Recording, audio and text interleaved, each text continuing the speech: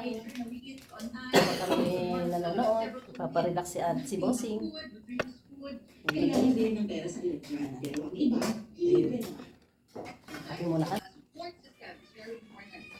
Para sa GMA Integrated Booster, ikay nakatutok 24.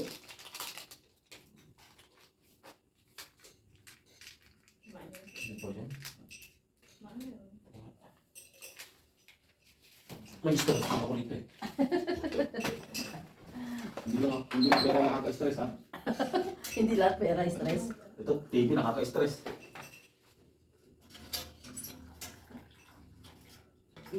Ano lang natin naman.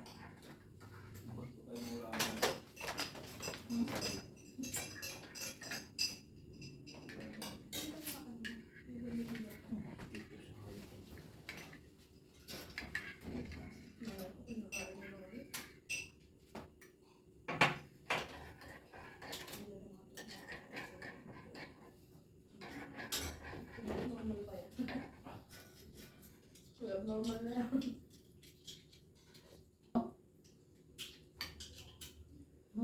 Kailangan po, pag iinom kayo nito, may laman na yung tiyan nyo kung nakakain na. After meal na kumbaga, pag iinom po kayo na chia coffee.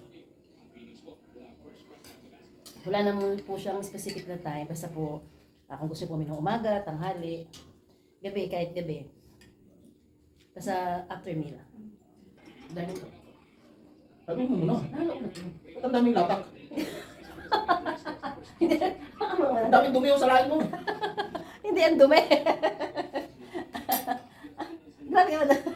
Chia coffee kasi yan. Baka naman ito yung isang nilang ikamatay natin.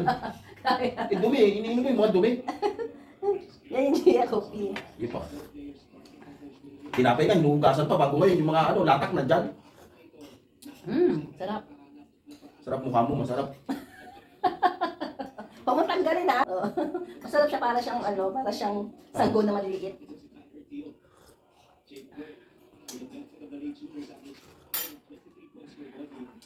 Total, gusto mo lagi ng medyo matamis-tamis. Yan. Yan.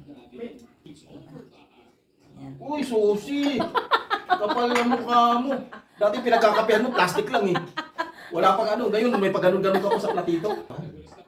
Ayos ah. Nga, paano? Yan. Wow!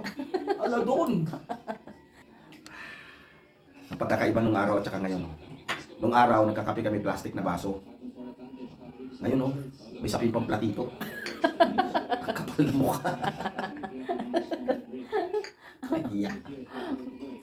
Eh, kasi yung kape niya, yung isang stick nito, pagka doon mo nilagay, baka hindi matansya, tatabang. Ang arte ng kape, magkape pero may mga latak yung iniinom.